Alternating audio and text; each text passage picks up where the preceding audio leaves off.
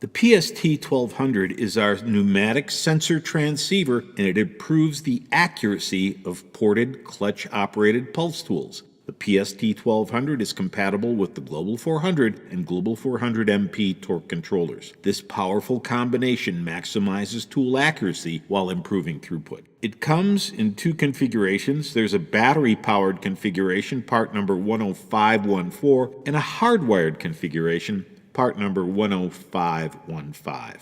So what makes the PST-1200 so unique? The PST-1200 measures air pressure in the motor compartment of the ported pulse tool. This is where air pressure is most meaningful because the motor compartment is where air pressure has the biggest impact. There are too many variables in an air pressure line between the motor compartment and the other parts of the tool or even the entire air system. Yet, other products don't measure air pressure in the motor compartment. Why is that? The PST-1200 is easy to use. That ease of use starts with just how simple it is to connect the PST and the ported pulse tool and then pair the PST-1200 with the Global 400. Taking the PST-1200 out of the box, you can see that this is the hardwired version, which is part number 10515. Operating the PST-1200 all over the world is as simple as selecting the electrical outlet plug configuration for your location.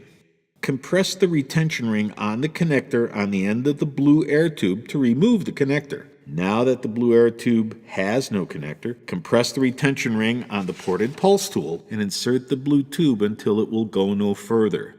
The PST-1200 and the ported pulse tool are now connected. At this point, you can plug the PST-1200 into the electrical outlet. At this point, the radio in the PST and the radio in the Global 400 can be connected. We call that learning each other. Learning the tool is simply connecting the radio in the Global 400 and the radio in the PST-1200. We'll show you how to connect the radios in the PST and the Global 400 in the next video.